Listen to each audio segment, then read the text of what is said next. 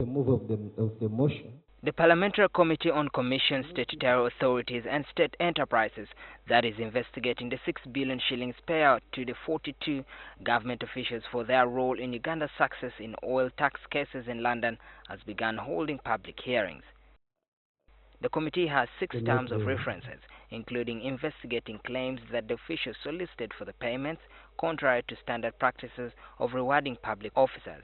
The MPs will also find out the criteria used to identify the beneficiaries and the role each played in the court cases. The Accountability Committee will also establish all revenues government has received so far under the Petroleum Fund and also probe any other related matters. Investigating the basis of determination of the beneficiary to the bonus payments, including the full account of the role of each beneficiary in the court cases. Mbarara Municipality MP Micheal, Tusiime, who moved the motion that led to the investigation, was the first witness. He told the committee that after winning the case in London in 2013, a team from the Uganda Revenue Authority met President Museveni. He reportedly asked them to propose a reward for themselves, but didn't suggest a cash reward.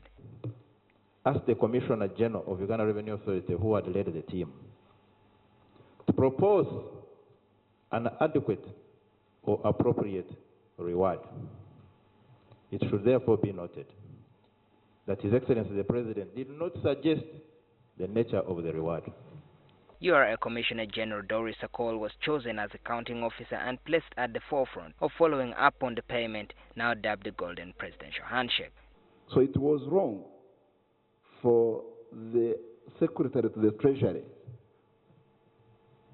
to purport to designate her as an accounting officer for purposes of only this amount of money. The petitioners also said Parliament was hoodwinked into passing a supplementary budget of 6 billion shillings to pay officials.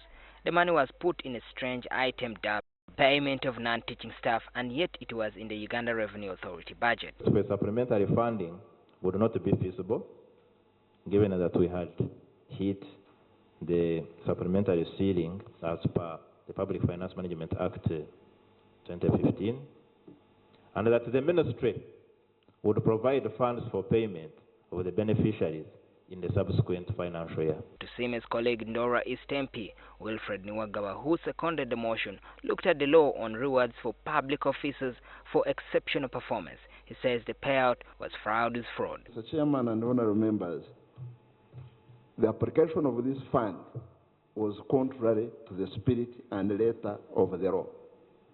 Now, he says those behind the presidential handshake didn't follow the public finance and investment regulations, which provide that all money from the Petroleum Fund should be used for investment, not consumption, and must be appropriated by Parliament. When money has been sent to the consolidated fund to support the budget, it is ring-fenced.